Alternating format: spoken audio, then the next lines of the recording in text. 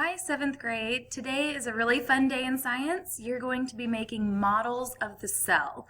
So you've just been introduced to the cell, and so you're going to need to use some of your resources to make sure that you can do a nice job on this model. So your book would be a great resource, especially pages, I want to say 15 and 16, with the picture of the cell so you can see what all the organelles look like. We also have a cells magazine that could be helpful to you so that you can see, what do the lysosomes look like. And then the Trailblazers have your folder so that you can see where things are found in the cell. You want to make sure your endoplasmic reticulum is close to the nucleus. You want to make sure the Golgi complex is close to the cell membrane. Those kinds of things will be helpful to make sure you get it right. So here's what you're going to start with. You're going to start by washing your hands with soap at the sink.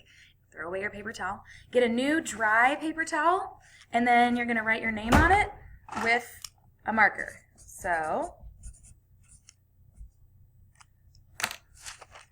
like so. Okay. And then you're going to get a cookie, 3-inch diameter cookie, and that's going to be the base of your cell. You're going to get a little bit of frosting. And you'll use a craft stick or something to spread the frosting. Now, you're also going to get this paper. Okay, this paper, part of it is filled in for you, part of it is not filled in. So you have each of your organelles over here, and then some of them have a physical description. So for example, the cell wall is a stiff, rigid border on the outside of the cell membrane. So it's the very outside border. You are going to decide what you want to use to represent that organelle. Now, one of them is done for you, the icing. So you can see on this paper that the icing here is done for you. That's going to be the cytoplasm. The cytoplasm in the cell is the jelly-like fluid filling in the cell, so it kind of fills up all the extra space, makes the cell a 3D shape, and things can travel through it. So I have my frosting done here. The next thing I'm going to do is I may do my nucleus. So the nucleus is a large circular structure in the middle of the cell.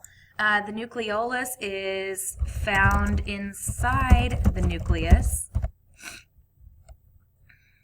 like a nut. I think our old book said like a nut inside a piece of candy. All right, so what can I use for that? I've got a tray. I don't know if you guys can see, but I've got a tray with lots of stuff, different kinds of candy and things. So I've got to think about what that organelle looks like and what I want to use to represent it. So I think for the nucleus, I'm going to use the Oreo cookie.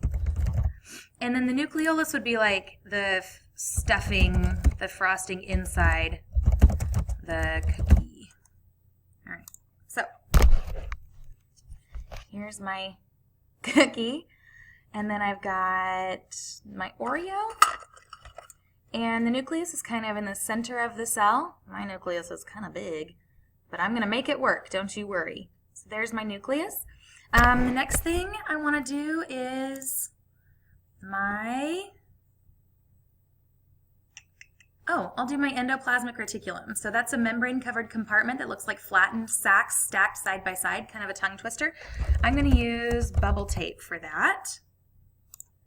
So I have this, and I'm just going to fold it and move it so that it kind of looks like flattened sacs. Now the endoplasmic reticulum is always close to the nucleus. I used my Oreo as an example. You're going to want something smaller. I'm trying to use things that maybe you guys wouldn't have, so you can't copy off of me. All right, so now I have my endoplasmic reticulum as the bubble tape. Okay, so you just keep going. You do all of the different organelles. Put them onto, like here, these little pieces of cereal. You can't see them because they're so small. That could be my ribosomes. Ta-da! And then maybe this Cheerio could be a lysosome because it's filled with enzymes, so it kind of looks like a circle like that.